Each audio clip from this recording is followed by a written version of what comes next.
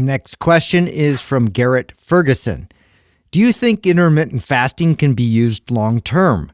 Does it lose its effectiveness? Okay, so when you look at from a physiological standpoint, okay, when you have people that intermittent fast versus people that don't intermittent fast, all other factors being equal, calories, macros, same types of food, similar lifestyles, doesn't make a difference at all, okay? But that doesn't mean it doesn't make a difference. And the reason why I'm saying that is because all factors are not always the same. Fasting is appropriate for some people, and for other people, it's terrible. It's a terrible idea. If you're a high-stress individual, if your hormones are out of whack, skipping meals can be a bad thing. It can lower testosterone. It can cause imbalances with estrogen and progesterone in women. If you have issues with food, if you're somebody that in the past would restrict yourself from eating, if you leaned more towards the anorexia, bulimia side, maybe you weren't all that far, but that's the side you lean to, fasting's a bad idea. It's just called starving yourself and seeing how long you can not eat.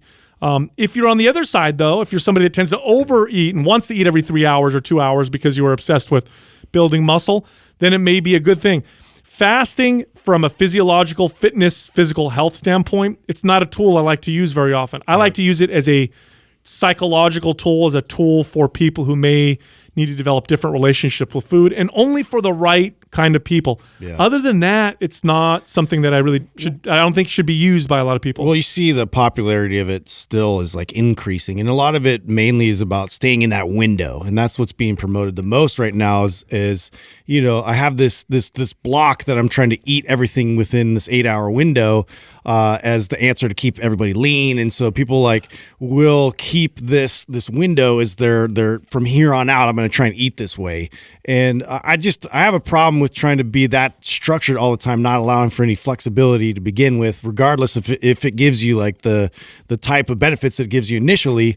At some point, your body is going to change, and you have to be able to adapt with it. Well, I go back and forth on this because it also kind of reminds me of the generic advice of don't eat past 7, right? Or don't eat past 6 o'clock. And there's all kinds of science that we've seen that supports that doesn't make a difference, right? It doesn't matter if all calories and everything is measured and equal, it doesn't matter. Same thing goes for an intermittent fasting window. But if you go into it with the intention of what you recognize your behaviors of, when I eat at this time or I eat at that time, I tend to make bad choices. So I've found that if I make this 2 o'clock to 7 o'clock window as in the only time that I'll allow to eat, I notice I always tend to make better choices. And that is your purpose behind always doing intermittent fasting long term. I'm for it. And I know that there's some people in our space. In fact, I was just watching, I think it was another Max interview that he was talking to somebody about this, and it's just a rule that they have made for themselves to keep themselves healthy long term. Is they found that, hey, if I don't tell myself I necessarily can't have this or can't have that, but I say, hey, I can eat between 12 and 7 o'clock or whatever their window is, and as long as I stay within that window, I tend to make much healthier and better choices. I like that, and I'm okay with that. The only thing, and I know that we caution people a lot on this show because like everything else in this space, it gets really popular and it gets marketed to as a great fat loss tool. Right. And then you get people, in fact, I was just having a conversation last night with my brother's girlfriend, and she was talking about intermittent fasting. Oh, I love it. And she's not doing it right now. And so she uses it like a diet. It's like, I put on some weight since, Thanksgiving. And so they used to call it skipping a meal. Right. And so I'm going to intermittent fast. It's not a lifestyle for her. It's not like she's doing it because she knows that she makes better choices when she sees it as a strategy to lose weight. I am not for that. I don't think that's smart. But there's some people that are aware of this, and they go, okay, I make better choices and behaviors when I eat in this window, and so this does work for me, and it's a lifestyle. It can actually result in worse behaviors too. I've actually witnessed this in clients where they'll do the fasted window. So like, okay, 2 to 6 is when I eat. They end up binging in the 2 to 6. Oh, it's 2 o'clock. Go nuts.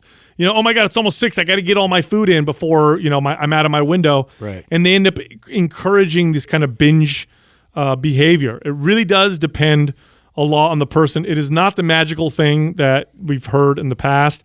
If the calories are equal, it doesn't matter. The reason why some people lose weight intermittent fasting is because they're not eating as many calories. That's the bottom line.